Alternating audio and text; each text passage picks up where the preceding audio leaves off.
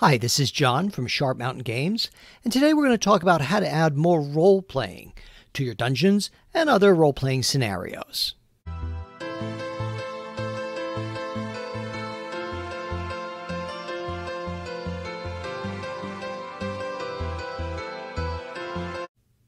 So it's often been said that there's three pillars of role-playing games or role-playing scenarios, and those are, of course, role-playing, exploration, and combat.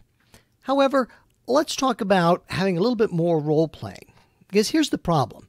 Sometimes, and it's especially true, unfortunately, in some old-school modules, after the players get that initial hook or they get the job offer, there aren't as many chances for role-playing. If you read, unfortunately, some old-school modules, sometimes it's like room, combat, treasure. Rinse, repeat, room, combat, treasure. And it's not that you can't put role-playing into those scenarios, but they're not necessarily always written right into the scenario, so sometimes you have to add them. So this can be especially a trap for dungeon adventures. So, well, why do we need to have more role-playing? First of all, it's kind of in the name of the game, but beyond that, I think it makes adventures a lot richer and more memorable for players. It can also be a chance to draw in quieter players. You might say, well, that sounds kind of counterintuitive. If you're going to have more role-playing, your quieter players will want to sit back. Not if the NPCs talk directly to them. That can be a way to kind of draw them in and have them start to chat with them.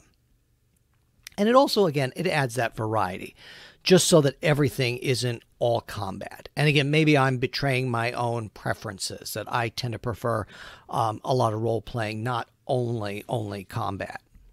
So here's some suggestions, and certainly these aren't the only possibilities, but just some thoughts. One way to start to invite role-playing is maybe have your guards, or if the party is sneaking up on an opponent, have them talk already. You may remember that scene in the Death Star where Ben Kenobi is sneaking around and the two stormtroopers are just chatting, about, I don't know if it's a new weapon or a new piece of technology, but they're chatting.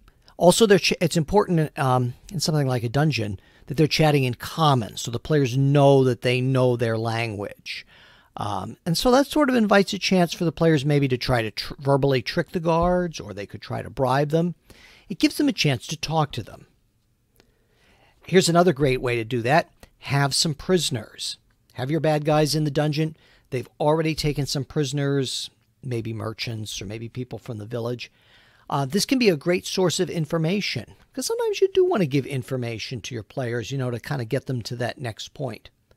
And just so nobody cries railroading, that information doesn't always have to be true. Sometimes a prisoner or an NPC, they could be trying to mislead the party, or maybe they just don't have complete information. So it's not necessarily that you're trying to lead your players by the nose, but sometimes you do want to give them a little hint as to what's next, or a little bit of direction so they know where to go.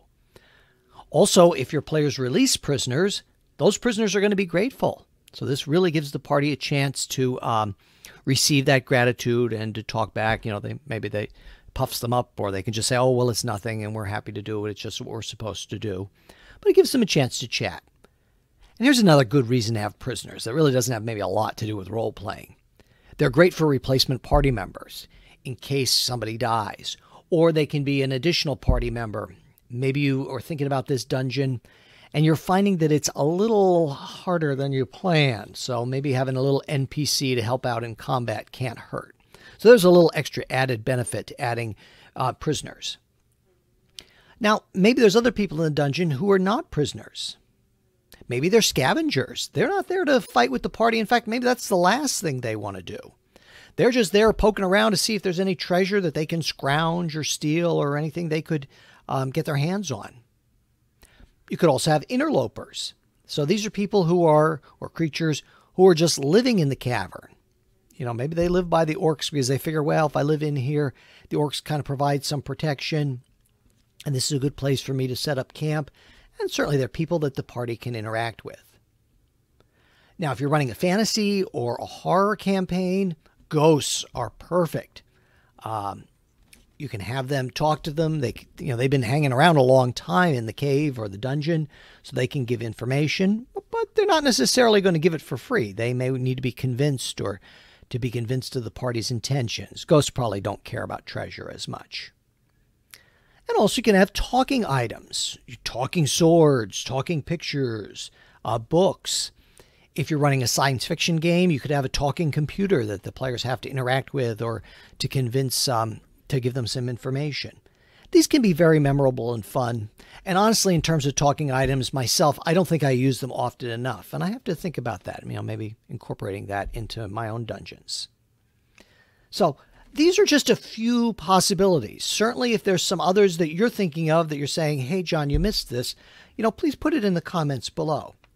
But really, any chance you can to add more role-playing encounters, more chances for the PCs to talk in character, really is going to lead to a richer game. Now, here's a word of caution. It is a little bit more work because you have to think of all this usually beforehand, but it's really not as bad as you might think. Just a general personality thing. Is this NPC cranky? Is this NPC difficult or greedy? You don't need to go into their whole backstory by any means. And in terms of names, there's so many name generators online that you can do it, in 2 seconds. But you may want to have that or have a list of names ready and do that beforehand.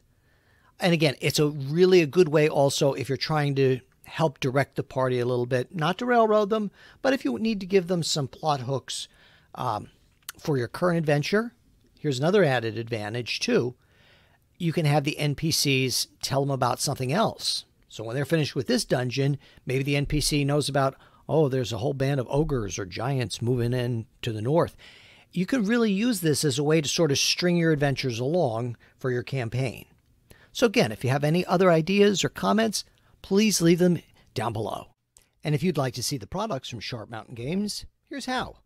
You can get our print books, The Dwarven Pickup Truck and The Sky Tree at Amazon, Lulu, or drivethrurpg.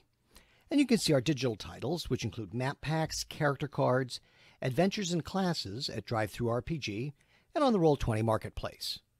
Wherever you like to shop, odds are we're there. So thanks for watching. If you enjoyed this video, like, subscribe, and we hope to see you soon.